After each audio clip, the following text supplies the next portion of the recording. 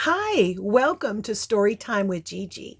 Today we're going to be reading another story from this Disney Bedtime Favorites, A Treasury of Tales. Our story today is from the Aristocats, called The Coziest Carriage.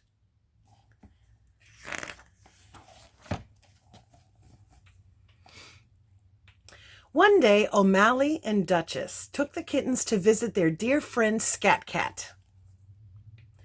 O'Malley had lived in the same neighborhood as Scat Cat back when they were both alley cats. But then O'Malley had met Duchess and her kittens, Berlioz, Toulouse, and Marie. He liked them so much he decided to become part of their family. They all lived in a grand mansion with their kindly owner, Madame Bonfamille. Even though he moved away, O'Malley liked to go visit his old pals. Scat Cat lived in a junkyard in a broken-down carriage that had once been very grand. Now the spokes on the wheels were damaged, and there was an enormous hole in the roof.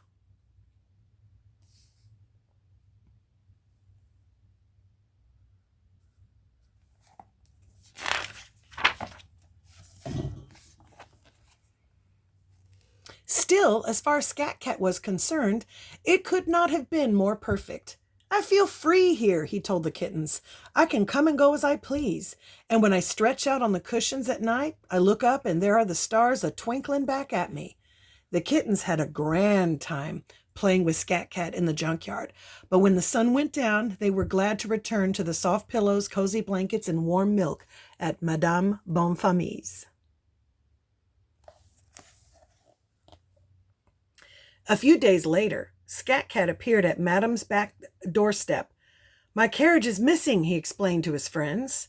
I went into town to stretch my legs, and when I got back, poof, the carriage was gone. You'll have to stay with us, said Duchess. I'm sure Madame would be delighted to have you as our guest. Oh, goody, the kittens cheered.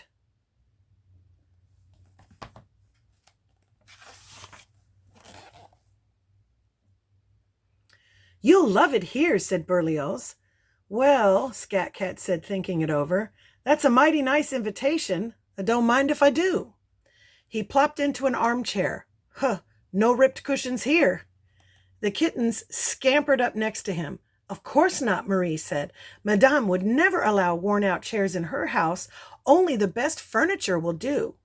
Scat Cat nodded. I guess everyone just has a different idea of what best is, little lady. Me, I prefer cushions with the stuffing coming out of them. But who knows? Maybe I'll get used to this. Would you like to paint with me? Toulouse asked.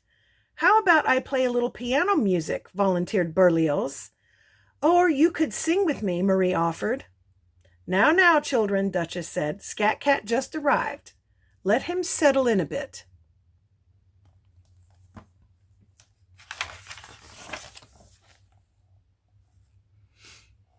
But after just one night, Scat Cat didn't know if he would settle in. The life of a house cat just wasn't for him. Everything at Madame Bonfamille's happened on a schedule. Meals were at 8 o'clock, noon, and 6 o'clock sharp. Naps were from 9 to 11 and 1 to 4. Outings took place at 4:30. The rest of the time was spent in the house or in Madame's small walled garden. The old cat was used to coming and going as he pleased. Do you know what I miss most? Scat Cat said with a sigh. My old carriage.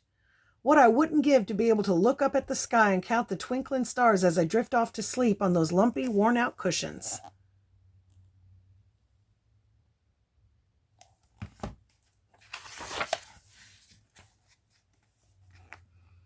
It was hard for the kittens to imagine how any cat could like a broken-down carriage better than a soft, cozy bed, but that's what Scat Cat had come to love, and that was good enough for him. I just wish there was some way we could get to that carriage back for him, Marie said. Well, maybe there is, Berlioz said with a grin. Follow me. He led the kittens to the drawing room where their mother was relaxing. Can we go to the carriage house, Mama? Berlioz asked. Well, their mother replied, you are supposed to be practicing your Italian this afternoon, but it's for a special surprise for Scat Cat, Toulouse said. All right then, Duchess said, but just for a little while.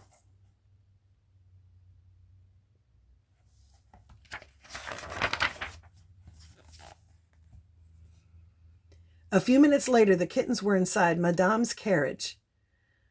For some time now, Madame had been complaining about her old carriage. "It's not even worth repairing," she said one day.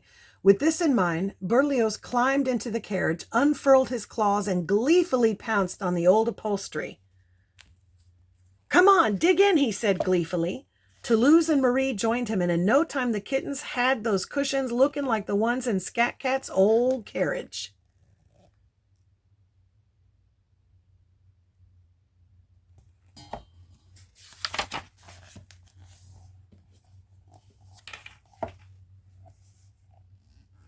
"Don't forget the roof," Marie reminded her brothers.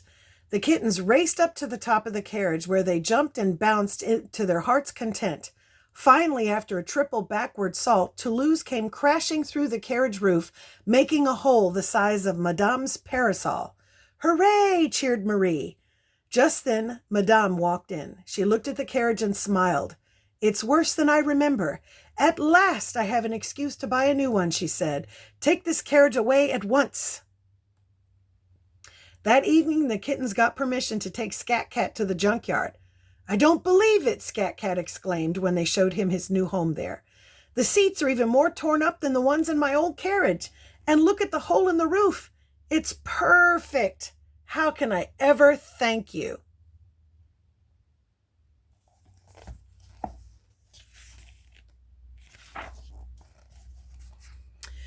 "Just promise you'll come back to visit us again," Berlioz told him, "and maybe have a little warm milk on hand when we come to see you." "It's a deal," Scat Cat replied. The kittens visited with their friend until the moon began to rise. Then they waved goodbye and headed home to snuggle beneath their cozy blankets. In his new carriage, Scat Cat looked at the stars and smiled contentedly before drifting off to sleep. And that's our story. I hope you liked it.